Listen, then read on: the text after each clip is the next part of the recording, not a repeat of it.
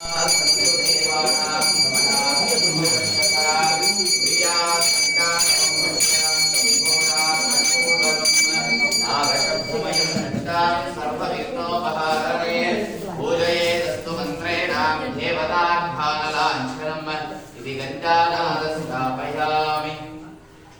शिव शंभोराज्ञाय प्रवर्तमानस्य आद्य ब्राह्मणः द्वितीय परार्थे श्वेतवराहकल्पे वैवस्वतामन्वन्तरे कलयुगे प्रथमपादे जम्बूद्वीपे भरतवर्षे भारतखण्डे मेरो दक्षिणदिग्भागे दण्डकारण्य गोदावर्या शालीवाहनशके प्रबुद्रावतारे प्रभवादि षष्ठी संवत्सराणां मध्ये श्रीमतो रोदिना संवत्सरे दक्षिणायने पुण्यकाले प्रारम्यां शुभदितो शुभवासरस्य शुभनक्षत्रेण अस्यां अस्यां भानुवासरयुक्तायां सायंकाले प्रदोषकालपूजां करिष्ये आगमार्थं देवानां नमनार्थं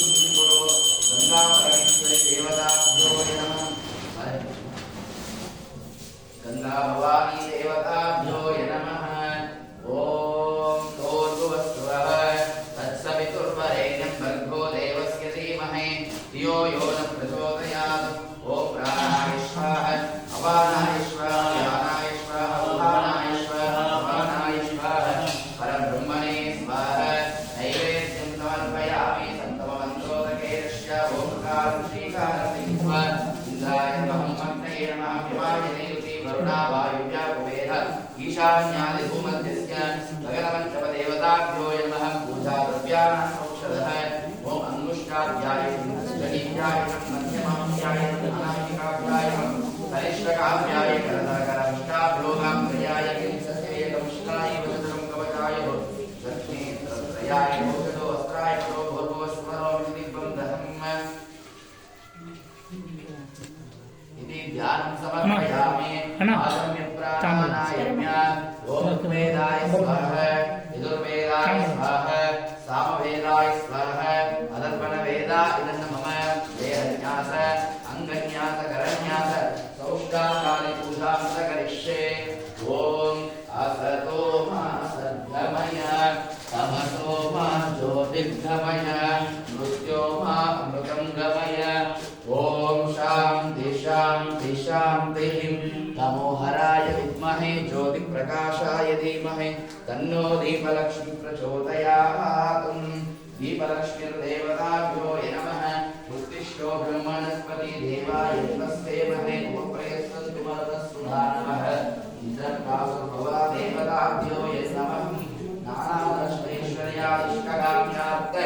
फलसिद्धिरस्तु हरः ओम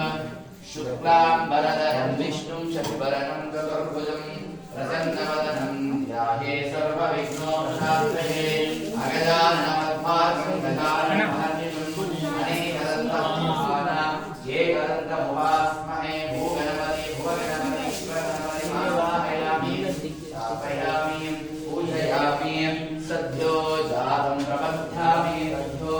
जाताय वै नमो नमः भवे भवे नाति भवे भवस्तुमान भवोद्भवाय नमः वामदेवाय नमो ज्येष्ठाय नमः श्रेष्ठाय नमो जाय नमः कालाय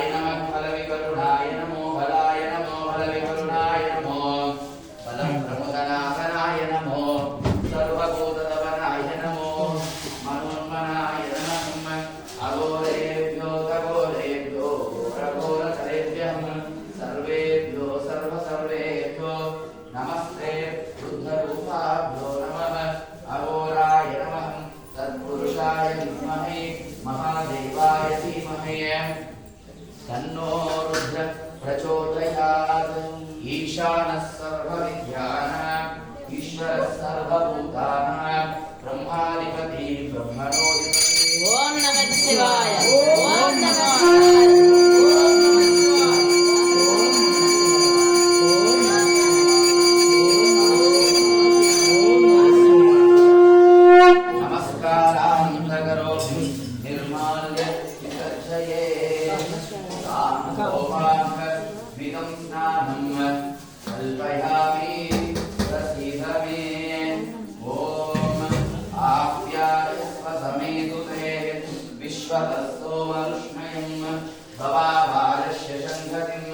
क्षीरेणास्नापयामिम्।